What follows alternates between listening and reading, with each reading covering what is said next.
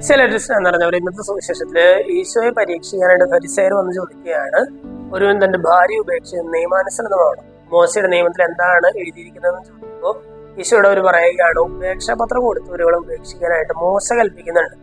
ഈശോ വിവാഹത്തെ കുറിച്ചുള്ള തന്റെ കൺസെപ്റ്റുകൾ വളരെ ഭംഗിയായിട്ട് ഫരിസയരോട് പറയുന്നുണ്ട്.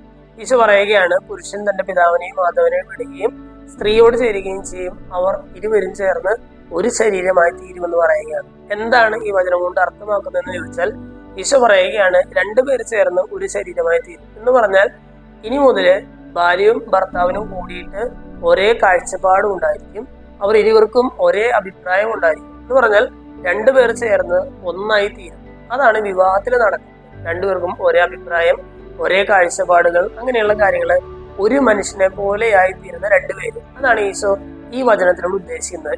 ഈശോ പറയുകയാണ്, ഈ ബന്ധം ദൈവം യോജിപ്പിച്ചതായിരിക്കണം, എങ്കിൽ മാത്രമേ ഒരേ രീതിയിലുള്ള കാഴ്ചപ്പാടുകളും ഒരേ രീതിയിലുള്ള അഭിപ്രായങ്ങളും ഉണ്ടാകുവാനായിട്ട് ഇടയുള്ളൂ. ഇന്നത്തെ സുവിശേഷഭാവം ചെയ്യുമ്പോൾ വിവാഹിതരായിട്ടുള്ളവർക്ക് വേണ്ടി നമുക്ക് പ്രത്യേകം പ്രാർത്ഥിക്കാം.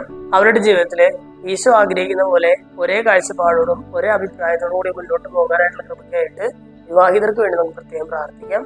ദൈവം എല്ലാവരെയും സമൃദ്ധമായിട്ട് അനുഗ്രഹിക്കും.